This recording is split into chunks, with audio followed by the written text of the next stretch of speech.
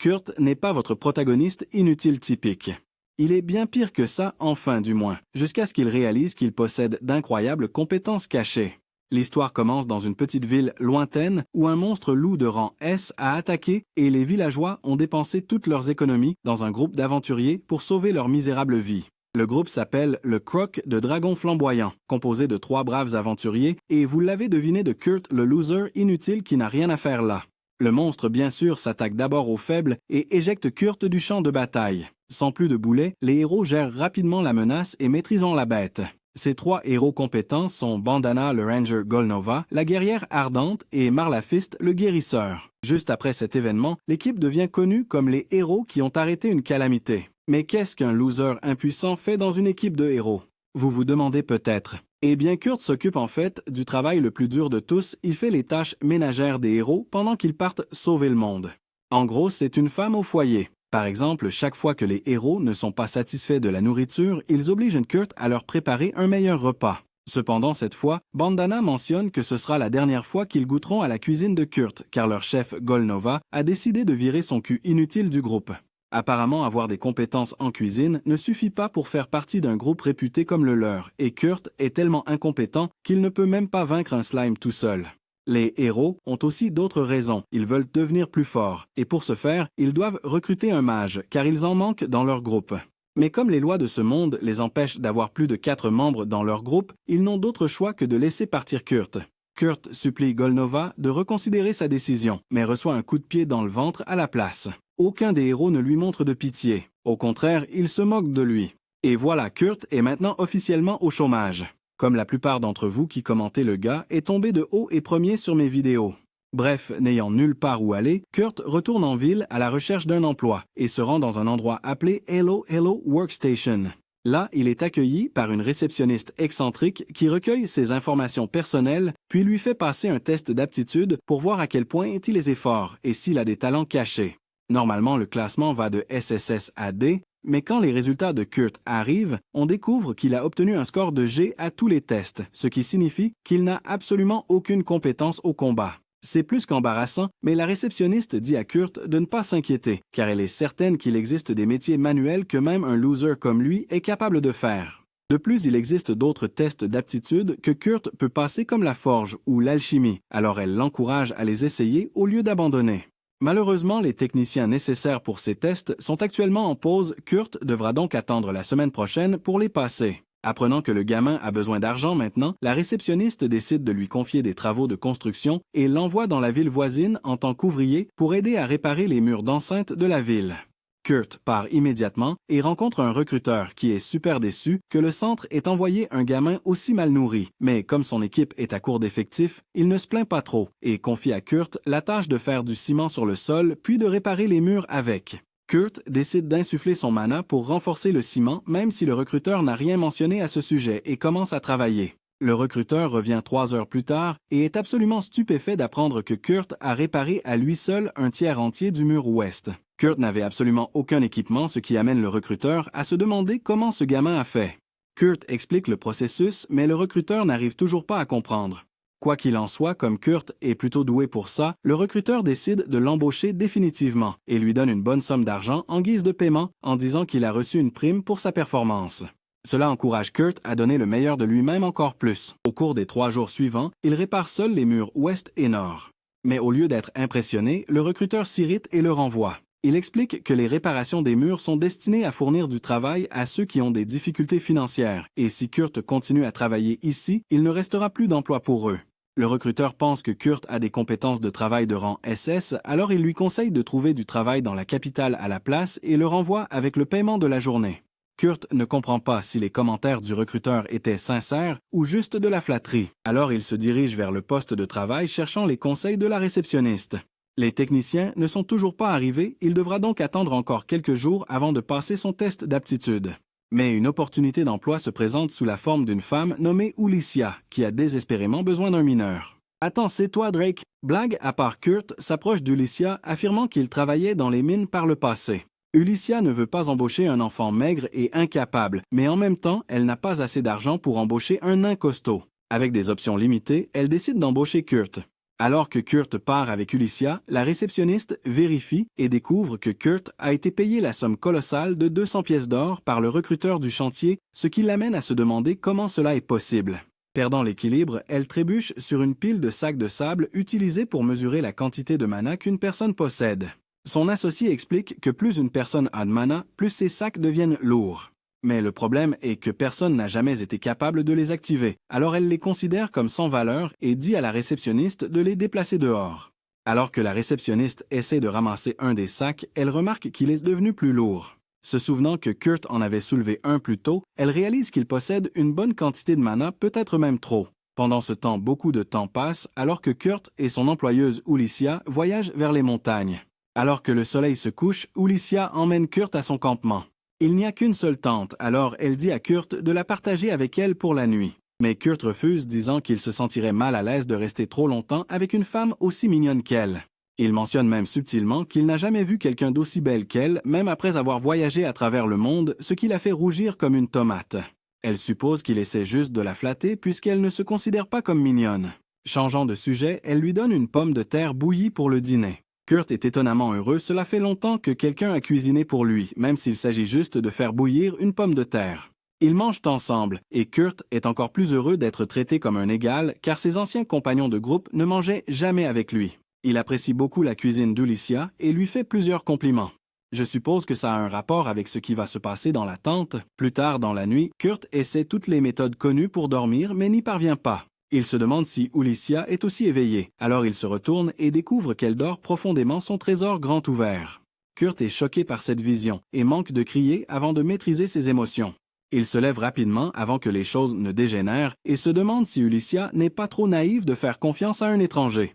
Alors qu'il sort, Ulycia ouvre les yeux, ce qui signifie qu'elle était éveillée depuis le début. Elle nous révèle alors qu'elle n'a délibérément mis aucun vêtement pour tester si Kurt était le genre de type à essayer de profiter d'elle. Maintenant qu'elle a déterminé que c'est un bon gars, elle peut passer toute la semaine avec lui sans aucune inquiétude. Elle mentionne aussi qu'elle le trouve mignon, ce qui lui donne envie de le taquiner. « Madame, êtes-vous sûre de vouloir embaucher un mineur avec un O ou vouliez-vous en embaucher un avec un E? » Le lendemain matin, Ulycia se réveille, sort de la tente et trouve Kurt toujours endormi. Réalisant qu'il a passé toute la nuit dehors dans la nature, elle remarque sa robe posée à proximité avec un bouton cassé qui a maintenant été réparé, ce qui la fait se demander si elle a embauché la bonne personne pour ce travail, car il lui semble beaucoup trop gentil pour travailler comme mineur. Quoi qu'il en soit, elle le réveille, lui disant de se préparer, car ils vont de nouveau s'aventurer dans les montagnes. Elle mentionne également qu'ils doivent extraire suffisamment de minerais pour gagner au moins 10 pièces d'or avant le week-end. Kurt lui demande si elle a décidé où ils creuseront et elle répond qu'elle n'a pas encore décidé, mais qu'elle préférerait un endroit près de leur campement. Kurt ne pense pas que creuser au hasard soit une bonne idée, car les chances de trouver des minerais rares, ou même des minerais tout court, sont extrêmement faibles. On dirait qu'Ulycia a appris ses connaissances minières en jouant à Minecraft et qu'elle ne sait pas comment les choses fonctionnent dans le monde réel.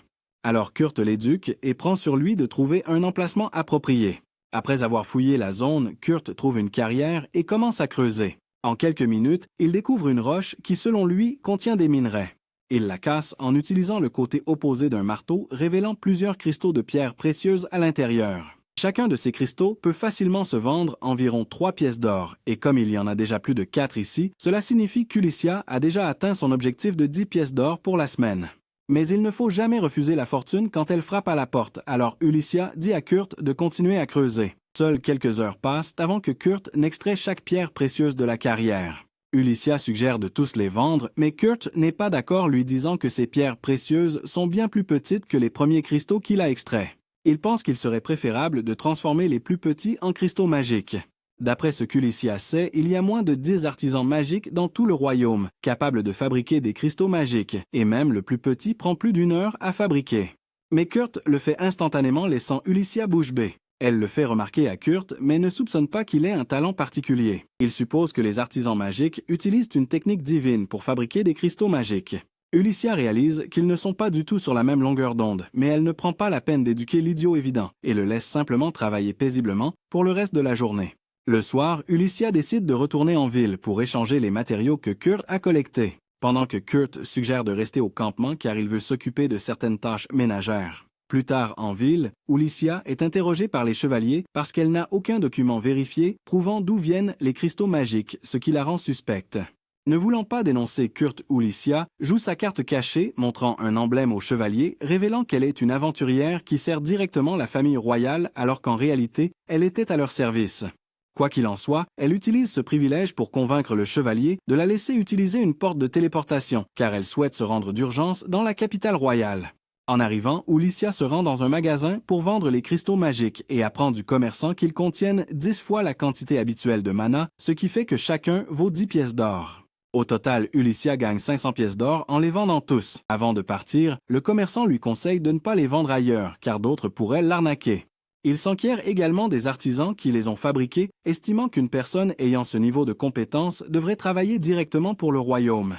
Mais Licia, ne voulant pas révéler l'identité de Kurt sans sa permission, refuse de répondre. Le commerçant n'abandonne pas et lui ordonne en tant que mage de la cour royale de révéler qui est l'artisan. Mais Licia refuse toujours, alors le commerçant lui fait une dernière offre.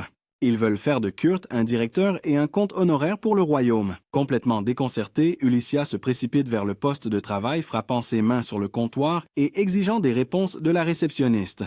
Qui diable est ce type? Abusant de son autorité, Licia extrait les informations passées de Kurt de la réceptionniste et n'en croit pas ses yeux quand elle voit qu'il a obtenu un rangé à son test d'aptitude. Quoi qu'il en soit, elle remet les 500 pièces d'or à la réceptionniste, lui demandant de les déposer sur le compte de Kurt. Avant de partir, elle lui interdit également de révéler des informations sur Kurt à qui que ce soit. Licia retourne ensuite au campement pour découvrir que Kurt a transformé tout l'endroit en une ferme en moins d'une journée. Sérieusement, qui diable est ce type? Pendant ce temps, le groupe de Golnova est dans la nature pour la toute première fois après avoir viré Kurt de leur équipe, et il semble qu'ils aient déjà trouvé leur maître. Aucune de leurs performances n'est aussi percutante qu'avant, et je commence à penser que Kurt, le loser inutile, les portait tous sans le savoir. La guérisseuse Marlafis, étant soudainement incapable de soigner qui que ce soit en raison d'un étrange manque de mana Golnova, se tourne vers son mage nouvellement embauché, lui ordonnant d'utiliser un sort de feu ou quelque chose du genre contre le monstre arbre. Mais le bleu refuse, affirmant que c'est Golnova qui est censé maîtriser la magie du feu. Alors que tout le groupe commence à s'invectiver, Bandana se tient silencieusement à l'arrière, souriant comme un méchant classique, absolument ravi que cette équipe soit désormais aussi bonne que morte. De l'autre côté, Licia transmet à Kurt l'offre de son ami Mimiko, la propriétaire d'une boutique d'objets insolites, lui disant que Mimiko, usant de son autorité de mage de la cour royale, l'a recommandé pour le poste de directeur d'un laboratoire royal de recherche en technologie magique. Kurt a du mal à croire à cette offre et même si c'est vrai, il la refuse car il ne s'imagine tout simplement pas dans un rôle qui le placerait au-dessus des autres.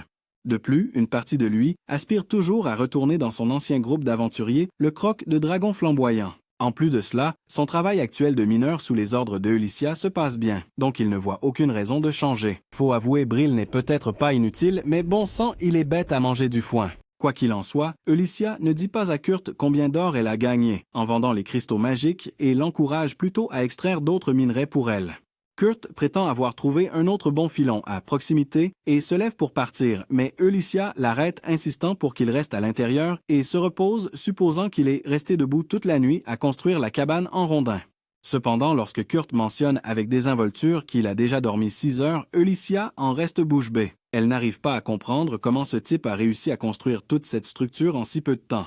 Naturellement, Kurt interprète complètement mal son expression inquiète et suppose qu'elle lui en veut d'avoir trop dormi, alors il promet de se faire pardonner de l'avoir contrarié. Quelques minutes plus tard, Kurt emmène Licia au nouveau site minier, et après lui avoir expliqué son autre plan, qui consiste à creuser autour de la zone où il a découvert le grand cristal, la veille, il la laisse là pour creuser la zone toute seule. Après avoir miné toute la journée, Licia trouve enfin un seul minerai, et est folle de joie, pensant que si Kurt le transforme en cristal magique, elle pourrait le vendre plus de 10 pièces d'or et atteindre son quota, mais en même temps, elle ne veut pas profiter de lui. Et c'est peut-être pour ça qu'elle n'a pas touché un seul centime des 500 pièces d'or qu'ils ont gagnées en vendant les cristaux la veille. Alors que la journée touche à sa fin, elle va voir Kurt s'attendant à trouver l'endroit dans le chaos, mais elle est complètement abasourdie de voir qu'il a en fait construit un véritable site minier. Elle entre dans les mines, acceptant enfin que Kurt utilise des codes de triche pour s'en sortir dans la vie. Mais même là, elle ne peut retenir ses émotions après avoir vu à quel point il a dépassé les attentes. Elle lui demande comment s'est passée sa journée et il répond qu'il n'a pas été très performant, qu'il n'a trouvé que de minuscules fragments du minerai qu'il cherchait. Il lui montre aussi ce qu'il prétend être un tas de cailloux brillants inutiles dont il pense qu'ils n'ont aucune valeur. Mais quand Licia réalise que toutes ces pierres sont du minerai de mithril, elle demande à Kurt s'il a perdu la tête ou quoi. Kurt explique que dans son village, il récoltait des tonnes de mithril, mais qu'il n'en avait pas vraiment l'utilité, alors il le jetait à chaque fois. Alicia n'arrive pas à comprendre de quel genre de village bizarre et stupide Kurt vient, mais elle s'intéresse davantage au mithril qu'il a extrait, car ces minerais sont bien plus précieux que l'or ou même le platine. Apparemment, les minerais de mithril sont extrêmement rares dans ce monde. Mais Alicia n'a pas l'énergie d'éduquer cet idiot à ce sujet. Elle se souvient que Kurt a mentionné avoir extrait quelque chose de bien plus précieux que le mithril qu'il jugeait inutile. Alors elle lui demande quel minerai en particulier il recherche. Kurt révèle nonchalamment qu'il extrait de l'orichalque un minerai légendaire connu comme le métal des dieux. Elle n'en peut plus des conneries de Kurt et exige qu'il explique comment il fait pour en trouver aussi facilement. Kurt le gamer lui dit que si elle creuse à 7 km de profondeur, les chances de trouver de l'orichalque sont très élevées. À ce stade, Alicia ne veut même pas savoir ni demander à Kurt comment il a creusé 7 km en moins d'une journée et est remonté à la surface. La main sur la tête, elle s'enquiert seulement de l'énorme trou qu'il a creusé, et il répond qu'il a déjà rebouché ce trou. Sachant à quel point c'est dangereux, l'original et la chanceuse terminent leur journée sur le site minier. Après 2 jours supplémentaires d'extraction continue le travail d'une semaine de Kurt touche à sa fin. La mine que Kurt a créée est si parfaite qu'elle a tracé un chemin direct de la ville de Kurt Samalia à la ville du seigneur féodal. J'ai peut-être manqué un détail, mais Alicia possède apparemment les montagnes, et comme le chemin minier lui appartient techniquement, elle autorise la guilde des marchands itinérants à l'utiliser en échange d'une petite taxe d'entretien. Décider d'utiliser cet argent pour payer ses impôts peut sembler égoïste, mais comme elle a versé tout l'argent qu'elle a tiré des minerais sur le compte de Kurt, c'est acceptable. Kurt retourne à la ville et croise Bandana, qui lui dit qu'elle n'est plus membre du croc du dragon flamboyant. Pour faire court, Galnova est devenu fou après avoir subi des pertes consécutives et a semé le chaos partout. Il voulait que Kurt redevienne son esclave officieux afin de pouvoir déverser sa frustration sur lui, et a même menacé de blesser Bandana si elle ne le ramenait pas. Mais au lieu de faire ce qu'on lui disait, Bandana a fait arrêter Galnova et a quitté le groupe. Cependant, Bandana ne dit pas tout cela à Kurt et lui raconte qu'elle a été renvoyée par Galnova tout comme Kurt. Kurt est déçu d'apprendre cette nouvelle. Il dit à Bandana qu'il admire Galnova et qu'il lui doit beaucoup et qu'il voulait vraiment retrouver les anciens membres de son groupe. Maintenant que Bandana est également renvoyé, il ne pense plus que ce soit possible. Je n'en suis pas tout à fait sûr, mais on dirait vraiment que Bandana est aussi mauvaise que les autres membres de son groupe et qu'elle aussi veut abuser du pauvre Kurt innocent. En quelques secondes, elle le convainc d'accepter sa commission de guilde et l'envoie Litzen à l'atelier d'un maître étlier. En gros, les étliers sont des ateliers qui fabriquent ou vendent des médicaments, des épées et des appareils magiques. Le chef d'un étlier étant appelé un maître étlier, ces personnes sont très importantes dans la ville et sont très respectées. En se rendant à la maison, Kurt est surpris qu'une personne aussi importante qu'un étlier puisse exister dans cette ville. Peu après, il arrive à la maison du maître étlier et se demande pourquoi elle est si modeste. À ce moment-là, il frappe à la porte et une jeune fille ouvre. Sans la voir, il se demande si quelqu'un d'aussi jeune qu'elle pourrait être le maître étlier. Cependant, elle est surprise qu'il soit assez stupide pour ne pas réaliser qu'elle n'est qu'une elfe. Après cela, il demande formellement si c'est elle qu'il cherche et elle déclare qu'elle n'est qu'une assistante nommée Michelle. Sans perdre de temps, il révèle qu'il est la personne envoyée pour aider, et elle le fait entrer joyeusement dans la maison. Il suppose qu'il a été envoyé ici pour aider dans l'étlier, mais il s'avère qu'il devra faire la vaisselle et nettoyer la cuisine. Aussi déçu qu'il soit, il accepte son sort. À ce moment-là, Michelle est appelée par son maître, et elle le quitte pour aller travailler. Il enfile sa tenue de travail et en un instant termine le nettoyage. Après avoir rangé l'endroit, l'idiot n'est pas assez malin pour s'enfuir et récupérer son argent. Au lieu de cela, il cherche Michelle et finit par frapper à une porte au bout du couloir. Une voix de femme se fait entendre de l'intérieur et il l'ouvre pour y trouver la princesse Lislop, bien qu'il ne semble pas savoir qui elle est. Le pauvre type trouve ça bizarre, car il n'a probablement jamais vu quelqu'un d'aussi beau qu'elle. En la regardant de près, il remarque une étrange blessure en spirale sur son ventre. Quand il lui pose la question, elle révèle que c'est une malédiction. Il demande à pouvoir l'examiner de plus près et elle accepte. À ce moment-là, il la touche et comprend qu'elle ne peut pas ressentir de douleur à cause de ça. Heureusement, quand il guérit son gargouillis d'estomac, il comprend que son appétit est toujours intact et propose de lui préparer quelque chose à manger. Quand il retourne à la cuisine, il réalise que la dame qu'il vient de toucher portait sa tenue de création. Le choc le fait tomber au sol honteux. Ailleurs, Minako et Alicia parlent du mithril et de l'orichalque qu'elles ont trouvé et du fait que c'est très coûteux. Elle se demande ce qui arriverait si la nouvelle de Kurt se répandait, et Minako pense que le pire serait qu'il soit kidnappé. Elle se demande comment quelqu'un avec de telles capacités a réussi à rester caché aussi longtemps.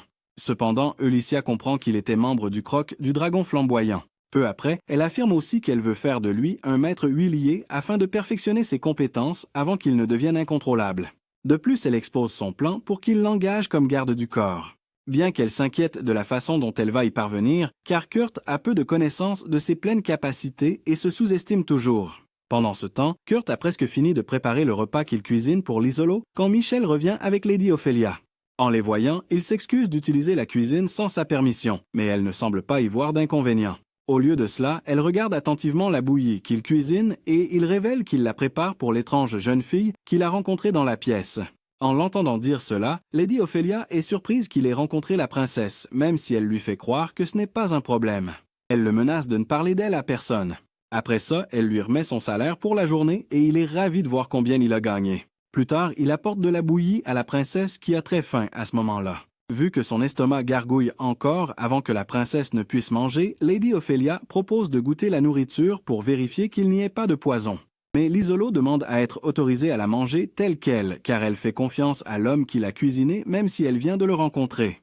Un coup de foudre se met en place, ne voulant pas aller à l'encontre de la princesse. Lady Ophelia accepte et la laisse manger. Cependant, quand la princesse prend une bouchée, elle se tient le cou et tombe de sa chaise, ce qui fait croire à Lady Ophelia qu'elle a bel et bien été empoisonnée. Juste avant qu'elle ne puisse aller chercher de l'aide, la princesse l'Isolo se lève pour révéler qu'elle va bien. À ce moment-là, il réalise vite que l'étrange spirale sur le ventre de la princesse a disparu. Cela signifiait que sa malédiction avait été levée. De leur côté, les personnes maléfiques responsables de la malédiction de la princesse ont découvert qu'elle avait été brisée. De ce fait, ils décident de la congeler immédiatement. Pendant ce temps plus tard dans la nuit, Lady Ophelia et la princesse vont rencontrer Mimiko. Quand elles arrivent, elles la trouvent avec Eulicia et Lady Ophelia hésite à dire ce qu'elle veut devant elle. Cependant, Mimiko l'assure qu'Eulicia est digne de confiance. À ce moment précis, la princesse se révèle et les deux hommes se mettent immédiatement à genoux. Ils se demandent pourquoi la princesse est venue dans un endroit pareil puisqu'elle était censée être malade. Mais Lady Ophelia révèle que la princesse a été victime d'une malédiction lancée par des personnes qui avaient tenté de l'assassiner. Elle révèle que ces personnes sont contre la paix qui pourrait découler de l'existence de la princesse. Au milieu de tout cela, Mimiko se demande comment la princesse a pu briser une malédiction aussi puissante et la princesse révèle avec enthousiasme qu'elle a reçu l'aide d'un homme nommé Kurt. Le son de ce nom choque Mimiko et Eulicia jusqu'à la moelle. Bien qu'on ne puisse pas l'écarter de l'équation, Eulicia a toujours du mal à croire que la simple bouillie de Kurt ait suffi à briser la puissante malédiction de la princesse Lysalette. Le fait que Kurt se soit impliqué dans tout cela en moins d'une journée depuis qu'ils se sont séparés choque encore plus Eulicia. Passons à autre chose. Mimiko a des soupçons sur quelques personnes qu'elle pense être derrière le complot visant à assassiner la princesse Lysalette. Comme l'attaque s'est faite sous la forme d'une malédiction, Mimiko a déduit que le coupable doit être capable de manipuler les protections anti-malédiction placées dans tout le palais royal. Et selon ces informations privilégiées, il y a 3 personnes qui pourraient faire une chose pareille. Le premier suspect est Sanova Riskas, le premier général des forces expéditionnaires royales. Le deuxième est un homme qui a l'air de n'avoir mangé que du McDonald's toute sa vie, Tristan Mainoff, l'évêque de l'église de Pologne. Et enfin la troisième est Isadora Archmama, la 3e reine du royaume. Ophelia donne son opinion sur Tristan, suggérant que s'il est le coupable, il pourrait avoir utilisé ses fidèles disciples pour manipuler les protections de la chambre de Lysalette. D'un autre côté, Lysalette soupçonne sa belle-mère, la 3e reine, affirmant qu'elle a la liberté de se promener dans le palais à tout moment et qu'elle aurait pu facilement s'y glisser sans se faire remarquer. Cependant, aucun d'eux ne soupçonne le général Sanova puisqu'il n'a pas de pouvoir magique. Mais Eulicia n'est pas d'accord, soulignant que Sanova a des liens étroits avec la Guilde des voleurs, un groupe connu pour recueillir des informations privilégiées. Il aurait pu utiliser leur aide pour trafiquer les protections sans moyen clair de cerner le coupable. Ophelia suggère de tendre un piège en créant un faux atelier, un atelier qui sera dirigé par un faux maître d'atelier. Il s'avère que Lysalette vient d'avoir 15 ans, ce qui dans ce monde fait d'elle une adulte. Selon la tradition, elle doit maintenant quitter le palais pour s'entraîner pendant 1 an. Alors Ophelia prévoit de l'envoyer dans ce faux atelier et ils feront savoir publiquement qu'elle y suivra une formation. Finalement, le coupable essaiera de lui faire du mal à nouveau. Mais avant de pouvoir agir, ils devront d'abord recueillir des informations sur l'atelier Meister. Pour empêcher cela, il leur faut quelqu'un qui n'existe pratiquement pas, quelqu'un sur qui personne ne sait rien. De cette façon, le coupable sera forcé de creuser profondément en essayant encore et encore d'en apprendre davantage sur le Meister. Ce faisant, il laissera inévitablement des traces, des indices qu'Ophelia et les autres pourront utiliser pour l'identifier. Le seul problème maintenant est de savoir qui ils devraient choisir pour incarner l'atelier Meister. Ulycia a déjà l'homme parfait en tête. Elle montre à Ophélia le cristal magique de première qualité que Kurt a fabriqué, faisant instantanément réaliser à tout le monde que non seulement il est parfait pour le rôle, mais qu'il est aussi un peu surqualifié. Le lendemain, Kurt se rend à l'atelier d'Ophélia pour le trouver fermé pour une raison quelconque. Michel arrive peu après et lui dit que sa maîtresse Ophélia ainsi que la princesse sont sorties hier. Elle conseille à Kurt de revenir le lendemain. Kurt étant le loser complexé et manquant de confiance qu'il est suppose qu'il a dû faire quelque chose pour qu'Ophélia ferme la boutique.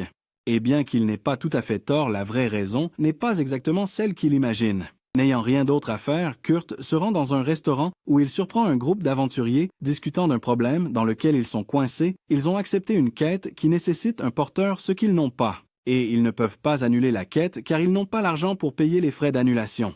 Désespéré de trouver un emploi, Kurt approche le groupe et propose d'être leur porteur, les prévenant à l'avance qu'il est absolument nul au combat. Senna, la fille du groupe, jette un coup d'œil à ce morveux d'apparence faible et le rejette immédiatement, disant qu'il n'est pas apte à être un porteur. Mais son frère aîné Kens, le type bien équipé, décide de donner une chance à Kurt et lui en dit plus sur le travail. Apparemment, il prévoit pas de chasser des monstres Iron Golem qui pèsent plus de 200 kilos. Donc oui, ils ont besoin de quelqu'un avec une force physique sérieuse pour transporter ce genre de charge en tant que porteur. Kurt affirme qu'il peut gérer ce poids sans problème et pour le prouver, soulève nonchalamment Danzo, le samurai, et Kane, le tank, comme s'il s'agissait de sacs de farine. Sérieusement. Et ce type dit qu'il est mauvais au combat? Le mec peut littéralement ramasser des monstres et les balancer dans le ciel. Quoi qu'il en soit, sa démonstration lui vaut les applaudissements de la foule du restaurant et le poste de porteur.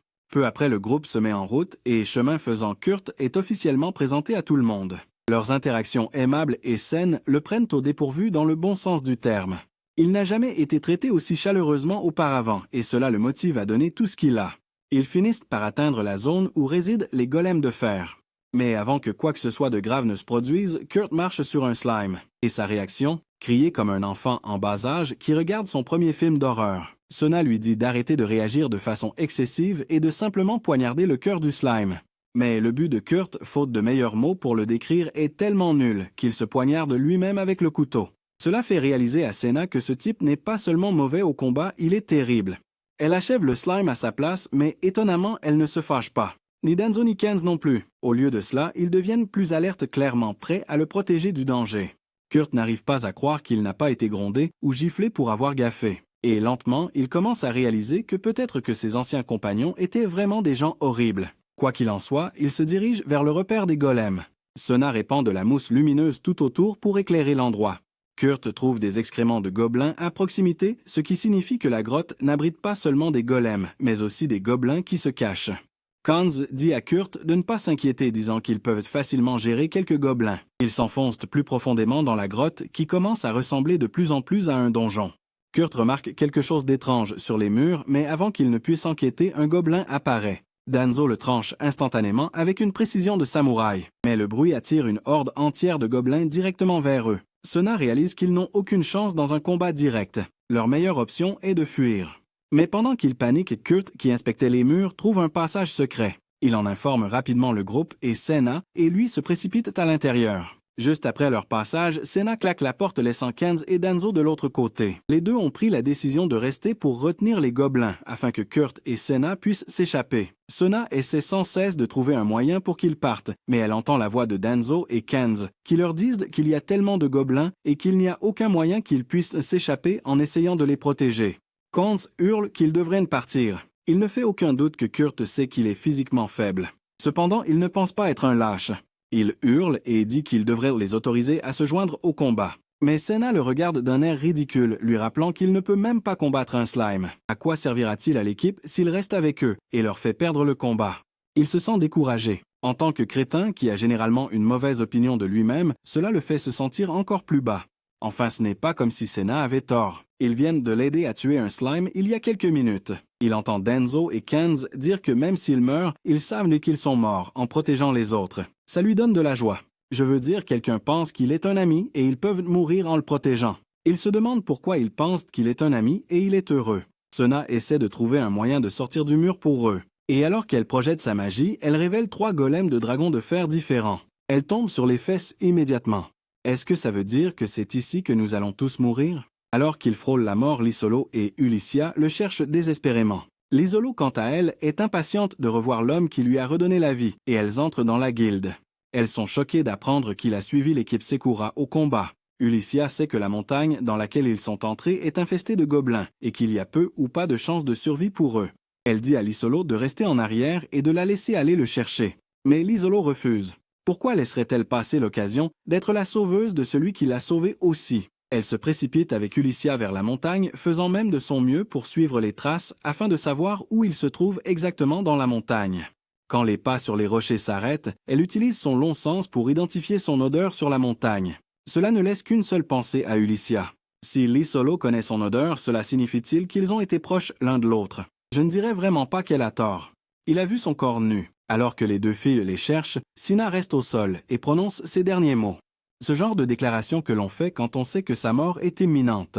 Elle s'excuse auprès de Kurt de l'avoir entraînée dans cette aventure. Mais Kurt se demande pourquoi elle est si émotive. Il lui dit qu'il n'y a rien d'insurmontable et qu'ils peuvent simplement se frayer un chemin et partir. Frayer quel chemin? Avec les golems autour. Sans lui répondre, il passe directement à l'action.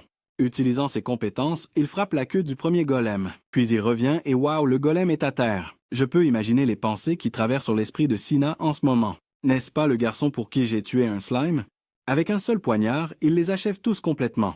Quand Sina exprime son choc assise par terre, il minimise la chose en affirmant que ce n'est pas un grand exploit. Il a juste l'habitude de les tuer parce qu'ils le dérangent. Non seulement ce garçon est un idiot, mais il semble aussi manquer d'estime de soi. Et bien qu'il s'ignore lui-même, il est très conscient des autres, au milieu du choc de Sina. Ulycia donne un coup de pied dans le mur et entre. Je suis sûr qu'elle espérait être leur sauveur, mais comment va-t-elle sauver quelqu'un qui s'est déjà sauvé lui-même? Elle regarde avec émerveillement Sina raconter tout ce qui s'est passé. Kurt sort du milieu des golems morts, serrant Ulycia contre lui et la suppliant de sauver Danzo et Cam.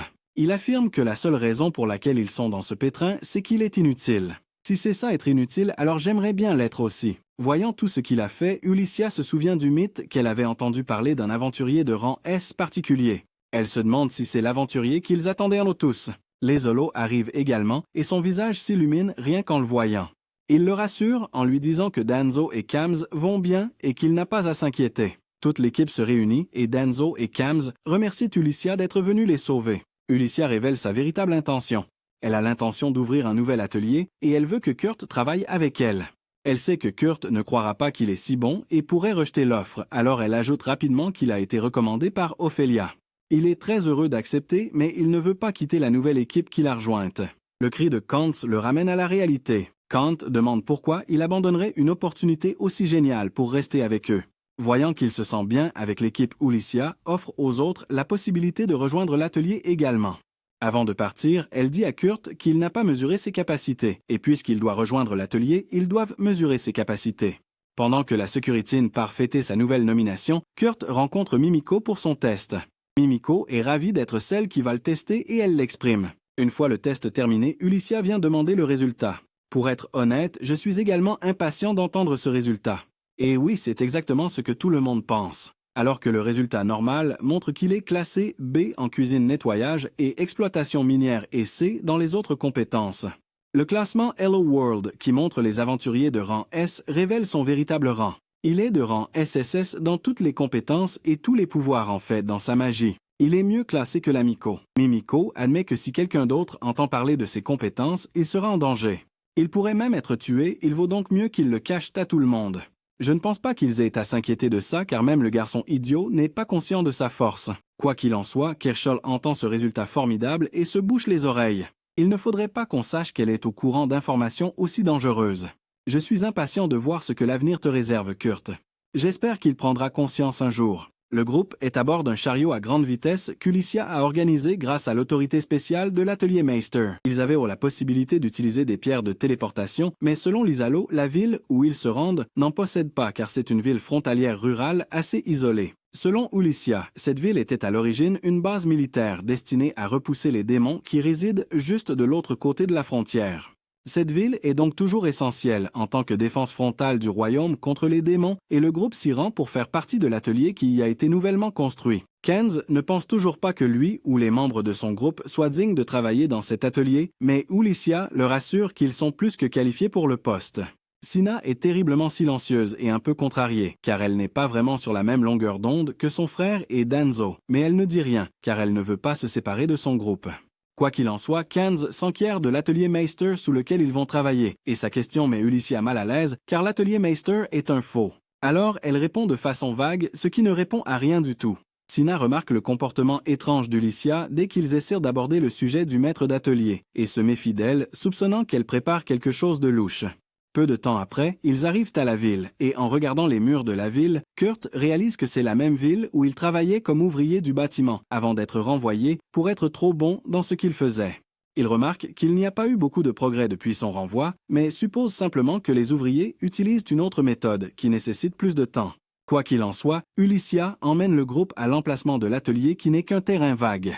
Remarquant que le groupe est confus, Ulycia explique que la construction de l'atelier sera bientôt terminée et qu'en attendant, ils devront simplement séjourner dans un hôtel local.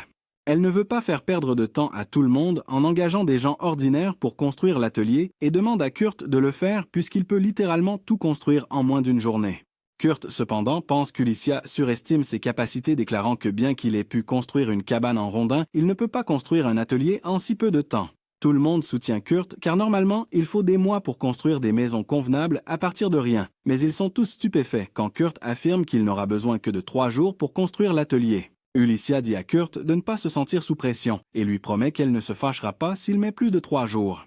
Elle lui demande de lui donner une liste de matériaux supplémentaires dont il pourrait avoir besoin pour construire l'atelier comme il l'entend, et il écrit rapidement une série d'articles sur un papier, notamment de l'améthyste, du saphir des plumes de griffon, tout ce qui est incroyablement rare et cher. Cependant, Ulycia accepte de lui procurer les articles lui faisant confiance, tandis que Sina devient de plus en plus sceptique, se demandant pourquoi Kurt aurait besoin de tels articles pour construire une simple structure. Ulycia remarque à quel point Sina a l'air contrariée, mais ne la confronte pas pour le moment. Elle conduit le reste du groupe à l'hôtel, laissant Kurt seul pour les travaux de construction. Après être arrivée à l'hôtel, elle convoque tout le monde à une réunion, mais avant qu'elle ne dise quoi que ce soit, Sina prend la parole en premier, révélant à tout le monde que c'est Kurt qui a vaincu les dragons de fer tout seul sans effort. Elle exige donc de savoir d'Ulycia qui est Kurt et ce qu'Ulycia est l'Isolo Manigance. Comme expliquer ce qu'est Kurt prendrait du temps, Ulycia se présente d'abord comme une aventurière qui servait autrefois directement la famille royale.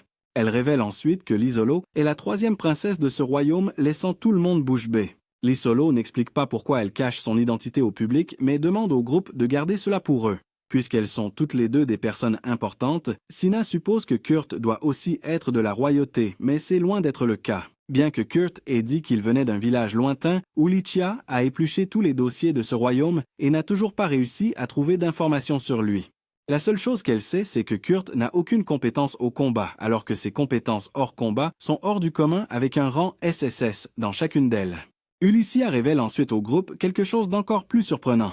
Kurt n'est même pas conscient du fait qu'il est aussi divinement doué ou doué tout court. Alors ils lui ont caché son véritable rang en lui donnant de fausses informations selon lesquelles ses compétences sont au mieux de rang B. Elle révèle également qu'elle a l'intention de faire de Kurt l'atelier Meister, mais elle lui a gardé le secret. Sina ne comprend pas pourquoi Ulycia trompe le gamin de la sorte et pense que Kurt devrait apprendre la vérité. Mais Ulycia est certaine que même si elle disait la vérité à Kurt, il ne la croirait pas. Elle veut également garder ses compétences secrètes pour le protéger de ceux qui pourraient essayer de l'exploiter ou de lui nuire en réalisant à quel point il est naïf. Cependant, Sina pense qu'Ulycia elle-même exploite les talents de Kurt et supplie son frère de prendre également position pour Kurt. Khan calme Sina et continue d'écouter ce qu'Ulycia et Lisolote ont à dire. Lisolote poursuit en révélant son histoire sur la façon dont Kurt a levé sa malédiction juste en lui cuisinant du porridge. Elle révèle aussi qu'un certain groupe en veut à sa vie et c'est pourquoi ils ont choisi cette ville rurale pour l'atelier, espérant qu'ils finiraient par attraper le criminel en coulisses. Ils pensent que Kurt est trop pur et aiderait n'importe qui sans réfléchir, c'est pourquoi ils ne voulaient pas l'accabler en lui disant la vérité. Pour toutes ces raisons, Ulycia veut protéger Kurt du monde et demande à Cans Danzo et Sina d'unir leurs forces pour le protéger, tout en gardant le secret bien sûr. Danzo et Cans considèrent déjà Kurt comme leur ami, alors ils acceptent, tandis que Sina a encore des doutes car elle n'a rencontré Kurt que depuis un jour. Mais quand Ulycia révèle qu'elle a pris tout ce fardeau sur elle, après n'avoir connu Kurt que depuis 6 jours, Sina réalise la gravité de la situation et s'en va disant qu'elle a besoin de temps pour réfléchir. Elle retourne à la parcelle et est absolument mortifiée de constater que Kurt a déjà creusé et préparé les fondations pour la construction alors que cela ne fait qu'1 heure environ. Kurt ne pense pas que ce soit surprenant, disant que n'importe quel rang B comme lui pourrait faire une telle chose, alors qu'en réalité, aucun rang B ne pourrait jamais y parvenir. Sina apprend également que dans la ville natale de Kurt, tout le monde est beaucoup plus rapide que lui. C'est pourquoi Kurt se considère comme plutôt lent, la laissant complètement perplexe quant à l'endroit d'où vient ce type.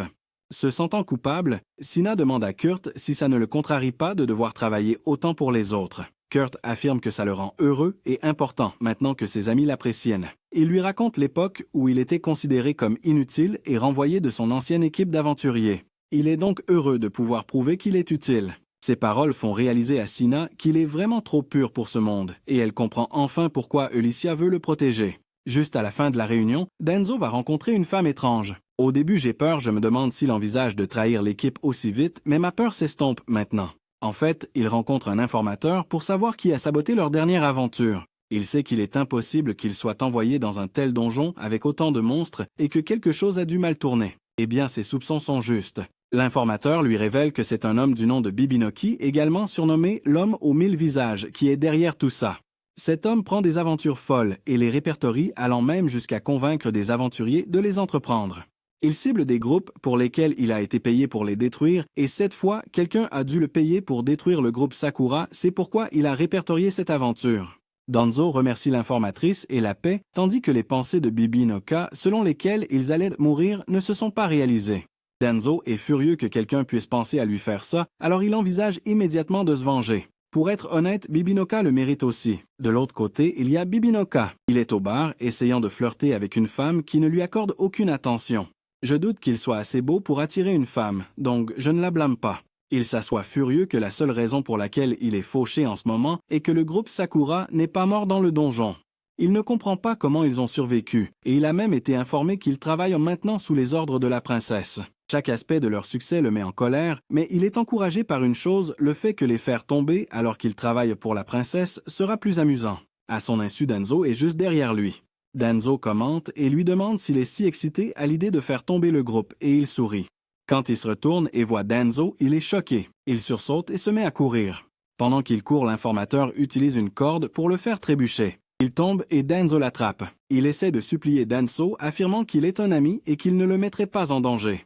Si ce qu'il leur a fait la dernière fois n'était pas un danger, alors je veux bien savoir ce que signifie le mot danger. Quoi qu'il en soit, Danzo se fiche de lui. Il sort son épée et la pose sur son cou. Avant même que Danzo ne frappe l'homme, c'est figé sur le sol. Je ne serais pas surpris qu'il soit sur le point de se faire dessus. Danzo l'avertit qu'il ne le considère pas comme un ami, mais que la prochaine fois qu'il essaiera d'attaquer ses amis, il frappera avec cette épée. Danzo s'éloigne mais ce lâche reste au sol. Je pense que les pires méchants sont ceux qui ne peuvent pas encaisser ce qu'ils infligent. L'informateur souhaite que Danzo ait tué Bibinoki. De cette façon, il l'aurait débarrassé de son obstacle. Elle fait signe à deux hommes d'emporter Bibinoka. Ce qu'elle veut faire de lui, je ne le sais pas. Elle reçoit également un message de son patron par l'intermédiaire d'un oiseau. Soudain, elle décide qu'elle doit aller visiter le village de Kurt. On voit aussi une femme étrange qui semble figée. Nous ne savons pas encore qui elle est, mais au fur et à mesure que l'histoire se déroule, nous le découvrirons certainement. Le groupe retourne à l'atelier que Kurt construisait, et ce qu'il voit les choque terriblement. Vous voulez dire que ce terrain vague, qui était là il y a 3 jours, est devenu cette maison. Je n'ai jamais vu un arbre planté il y a 3 jours porter des fruits. Chaque arbre, plante et fruit que Kurt a planté porte des fruits et tout le monde est bouche bée. Je suis bouche bée aussi. Lisalo dit avec enthousiasme que ce sera son manoir avec Kurt, mais Ulycia lui rappelle immédiatement que c'est un atelier et non sa maison. Ils entrent dans le manoir et Kurt les accueille. Il s'excuse de ne pas avoir prévu de bien les accueillir et Ulycia répond sarcastiquement qu'il n'avait pas non plus prévu de voir ce qu'ils ont vu à leur arrivée. Il leur fait visiter la maison et en voyant chaque pièce, ils sont choqués. Il les emmène à la source d'eau qu'il a créée en utilisant un saphir pour s'assurer qu'il ne manque bon pas d'eau. Ulycia, malgré sa force, ne comprend pas comment cela a pu être fait. Alors elle demande et il explique comment il a fait. Il les rassure en leur disant que même avec une utilisation constante, ils ne manqueront jamais de ces ressources pendant un an. Il les emmène dans leur chambre et Lisalo saute immédiatement sur le lit. Il révèle que le lit est fait de plumes de griffon, mais Lisalo prétend qu'il sent comme lui et les autres la maîtrisent. Il les emmène dans la dernière partie de la maison, qui est le bureau du maître d'atelier. Il demande à Ulycia quand le maître d'atelier les rejoindra, mais elle ne veut pas révéler qu'il est le maître, alors elle lui dit que le maître arrive. Quand il demande où est sa chambre, il prétend, puisqu'il n'est qu'un nettoyeur, qu'il utilisera la cuisine pour se reposer quand il aura besoin d'une pause. Waouh, ce garçon est vraiment naïf. Elle lui crie dessus, lui demandant d'utiliser la chambre du maître d'atelier en attendant le retour du maître d'atelier.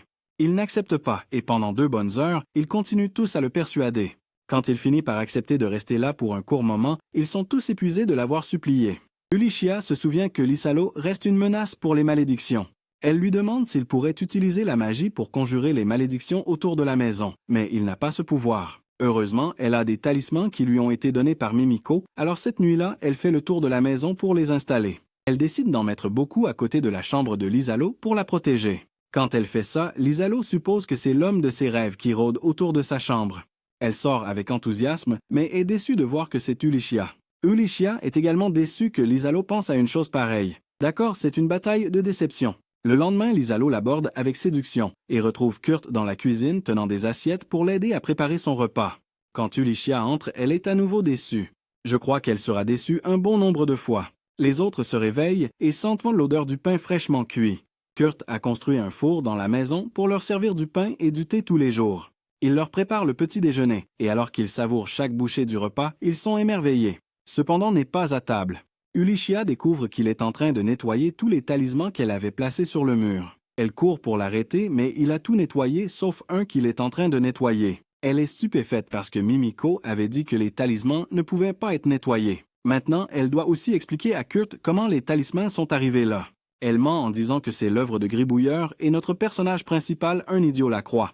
Le problème qu'elle a maintenant est de savoir comment protéger Lysalo des malédictions jusqu'à l'arrivée de Mimiko qui sera dans quelques jours. La présence de Kurt protégera-t-elle notre pauvre princesse?